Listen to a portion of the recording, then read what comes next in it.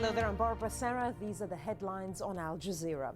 Egyptian protesters have gathered in Tahrir Square to voice their anger against President Mohamed Morsi hours after his allies approved a draft constitution.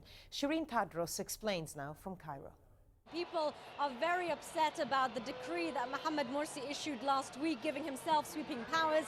They're also very angry at the draft constitution that was passed late on Thursday night by a constituent assembly that they say completely sidelined and marginalized them. They don't see this assembly as representing them. It was mainly, overwhelmingly dominated by the Muslim Brotherhood and their Salafi allies.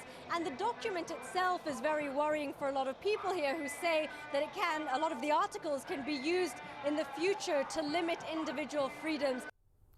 M23 rebels in the Democratic Republic of Congo say the United Nations is stopping trucks full of weapons and ammunition from leaving the city of Goma. The rebels were due to meet a Friday deadline to retreat from Goma after capturing it last week. But they say logistical problems have delayed their withdrawal. The group earlier started their pullout from the hills around the town of Sake. For the fourth day in a row, protesters in the Tunisian town of Siliana have clashed with police. The country's president says the government should have handled the situation better. Hashima Halbara reports from the capital, Tunis. It was a protest against poverty and unemployment, but it soon turned into a national outcry, echoed in different parts of the country. People saying that this government has failed its own people, that this government should do more about unemployment and poverty. And this is exactly why President Monsef al-Mazrougi was very critical of the government, although he's part of this governing coalition, saying that the government should have dealt in a much efficient way with the crisis.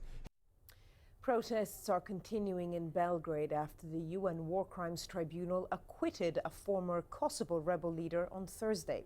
Hundreds of nationalist Serbs tore American and EU flags. They also demanded that the Serbian government and the president be removed from power because of their support for Serbia's integration into the European Union. Lots more on that story and everything else that we have been covering on our website, the address aljazeera.com. Well, those were the headlines on Al Jazeera, and that's all from me, Barbara Serra. Bye-bye.